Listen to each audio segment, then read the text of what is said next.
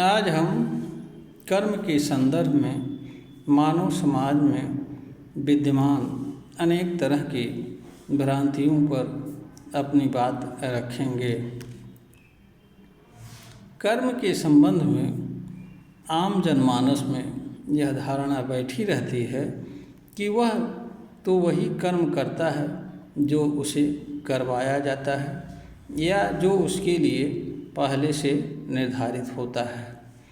इस तरह की विचारधारा मानव के मन में आने का जो कारण होता है उसमें पहला कारण यह होता है कि व्यवहार जगत में प्रचलित विचारधाराएं जिनसे मनुष्य जुड़ता है, प्रभावित होता है और स्वीकार कर लेता है।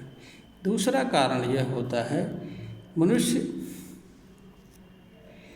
के सामने तमाम तरह की किताबों में लिखी व बताई गई बातें होती हैं जिनको सुन करके जान करके मनुष्य अपने भीतर यह विचार बना लेता है कि यह चीज़ सही है। तीसरा कारण यह है कि मनुष्य के पास स्वयं एवं स्वयं के कर्म की सम्यक जानकारी न होना होता है। अगर मनुष्य को स्वयं तथा स्वयं के कर्म के संबंध में सम्यक ज्ञान प्राप्त हो जाए तो उसके भीतर से इस तरह की भ्रांतियाँ स्वतः दूर हो जाएगी और वह इनसे मुक्त होकर के अपना कर्म करता हुआ जीवन यापन कर सकेगा। यह वीडियो इसीलिए बनाई गई है ताकि इस तरह की भ्रांतियाँ मानव समाज से दूर हो सके। हमें यह ध्यान देना चाहिए या यह जानना चाहिए या हमारे लिए यह स्मरणीय बात यह है यहाँ पर कि अनंत में जो भी चीज़ें सृजित होती हैं या निर्मित होती हैं या जो भी जीवधारी जन्म लेते हैं उनका कर्म उनके जन्म से, उनकी सृजन से, उनके निर्माण से प्रारंभ होता है। किसी भी चीज़ के कर्म जन्म से पूर्व और सृजन से पूर्व या निर्माण से पूर्व निर्धारित नहीं होता है और न निर्धारित हो पाना संभव होता है। मानव भी अनंत का हिस्सा होता है, इसलिए अनंत के नियम उस पर भी लागू होते हैं। इसलिए मनुष्य का कर्म मनुष्य के जन्म से शुरू होता है। मनुष्य अपना अस्तित्व जन्म से प्राप्त करता है और जन्म से ही उसका कर्म भी शुरू होता है। मनुष्य का कर्म उसके अस्तित्व से जुड़ा होता है। मनुष्य ही नहीं, जितनी भी चीज़ें होती हैं उसके अस्तित्व से जुड़ी होती हैं और उसके अस्तित्व के माध्यम से ही उनका कर्म संपन्न होता है। उदाहरण के लिए एक विद्युत का बल्ब होता है। विद्युत के बल्ब का कर्म उसके अस्तित्व से जुड़ा रहता है और उसी के माध्यम से संपन्न होता है। उसका कर्म किसी अन्य चीज़ के माध्यम से संपन्न नहीं होता है। ठीक इसी तरह से आप इंजन को लीजिए। इंजन का कर्म इंजन के अस्तित्व के माध्यम से संपन्न होता है।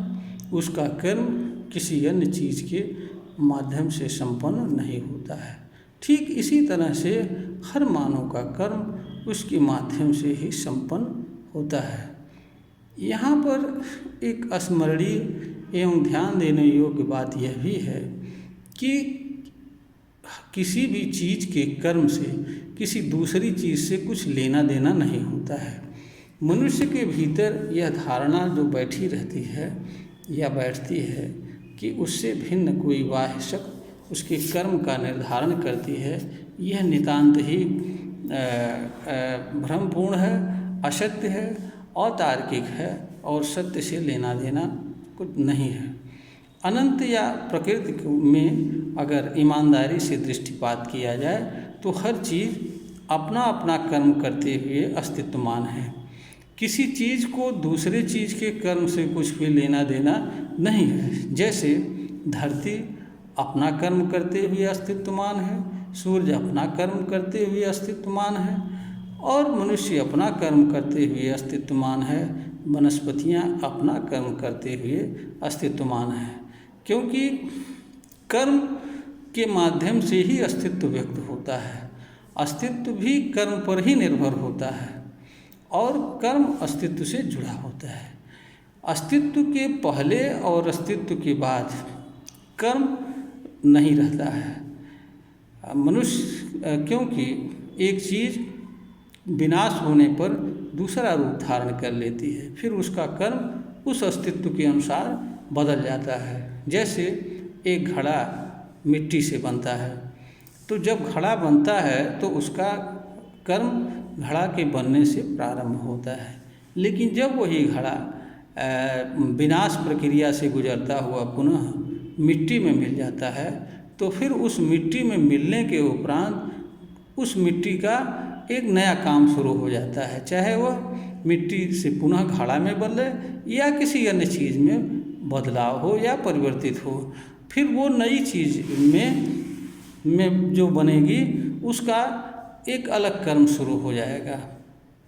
इस तरह से सृजन और विनाश के अनुसार नई नई चीज़ें बनती रहती हैं और नई नई चीज़ों से नया नया कर्म बनता रहता है और हर चीज़ें अपने अपने अस्तित्व के अनुसार अपना अपना कर्म करती रहती हैं। यही नियम मानव पर भी लागू होता है। मानव का अस्तित्व जन्म से बनता है, मृत्यु से समाप्त हो जाता है। तो जब मनुष्य जन्म लेता है तो उसी के साथ उसका कर्म प्रारंभ हो जाता है। इसलिए मनुष्य के कर्म से किसी अन्य चीज़ से कुछ भी लेना देना नहीं है और न उसके से और ना ही कोई चीज़ मनुष्य के कर्म पर नियंत्रण करती है। इसका कारण ये है कि मनुष्य के पास कर्म के संबंध में निर्णय लेने एवं उसे करने की शक्ति प्राप्त है। इस धरती पर जो भी मनुष्य जन्म लेता है, जीवन जीता है, हर किसी के पास हर कर्म को करने की क्षमता होती है, चाहे वो कर्म पहले किया गया हो या वर्तमान में किया जा रहा हो या आवश्यकता एवं समय की मांग के अनुसार कोई नया कर्म उत्पन्न होता हो, चाहे वह आवश्यकता से जुड़ा हो, चाहे वह आविष्कार से जुड़ा हुआ हो। उन सभी कर्मों को मनुष्य कर सकता है जिसे वह करना चाहता है। मनुष्य के कर्म करने की शक्ति पर कोई रोक नहीं है। मनुष्य जिस कर्म को चाहे उस कर्म को कर सकता है, उसका चुनाव कर सकता है और उसे कर सकता है। हाँ, एक रोक अवश्य है। मनुष्य कर्म को करने के लिए स्वतंत्र है, किंतु मनुष्य कर्म के प्रभाव एवं परिणाम से स्वतंत्र नहीं होता है। इसलिए कर्म हर मनुष्य से यह अपेक्षा करता है कि वह ऐसे कर्म का चुनाव न करे जिससे उसे पीड़ा व दुख हो तथा उसके कर्म से दूसरों को पीड़ा व दुख हो, क्योंकि अगर मनुष्य इस तरह के कर्म का चुनाव करता है तो उसके कर्म से वह भी पीड़ित होता है, दूसरे लोग पीड़ित होते हैं, दूसरे लोग उसके कर्म की प्रतिक्रिया स्वरूप उसे पीड़ा पहुंचाते हैं। इस तरह से मानव समाज में प्रतिक्रिया स्वरूप अनेक तरह के कर्म होते हैं।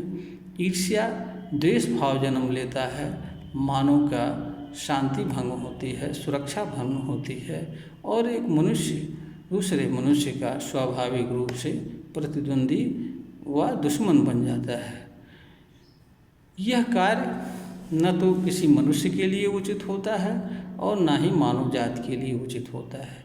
इसलिए हर मनुष्य के लिए यह आवश्यक होता है कि वह अपने कर्म का चुनाव ऐसा करे जिससे उसे या किसी अन्य को कोई तकलीफ न हो।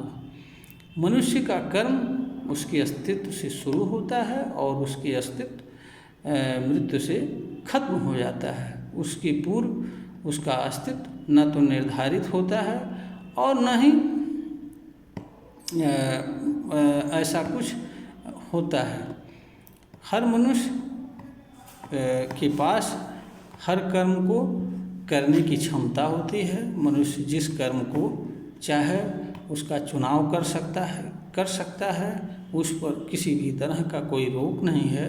इसलिए जो लोग यह सोचते हैं कि उनसे तो कर्म कराया जा रहा है और वो पहले से निर्धारित कर्म को कर रहे हैं, तो यह उनके भीतर अज्ञान है। लोगों को इस तरह के विचारों को अपने भीतर से निकालना चाहिए, क्योंकि अज्ञान मनुष्य की पीड़ा व दुख का कारण होता है। इस तरह की विचारधाराओं का सत्य से कुछ लेना देना नहीं है और ये मनगढ़ंत हैं, इनका वास्तविकता से कोई वास्ता सरोकार नहीं है। मनुष्य अपने कर्म से स्वयं ही नहीं दूसरों के लिए भी उपयोगी कल्याणकारी हो सकता है। बहुत सारे कर्म ऐसे होते हैं कि मनुष्य अपना मात्र कर्तव्य करते हुए भी बिना कुछ अलग से किए हुए भी वह दूसरों के लिए उपयोगी बन सकता है। जैसे एक अध्यापक का कार्य है, एक अधिवक्ता का कार्य है, एक डॉक्टर का कार्य है।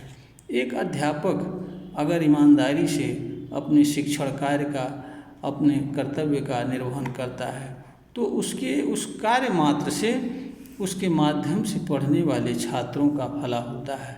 फिर वे छात्र जो अच्छा एजुकेशन प्राप्त करके निकलते हैं, वे स्वयं एवं देश, समाज तथा मानव कल्याण के लिए उपयोगी होते हैं। मनुष्य को अलग से कुछ करने की आवश्यकता नहीं होती है।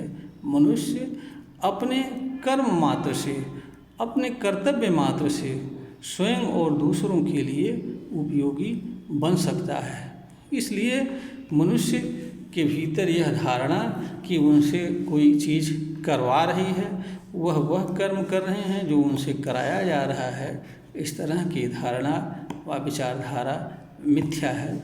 सत्य से इसका लेना देना नहीं है, क्योंकि दो चीज़ें एक साथ नहीं रहती हैं। अगर ऐसा रहता तो मनुष्य के पास कर्म के चुनाव करने और चुने हुए कर्म को करने की क्षमता नहीं रहती।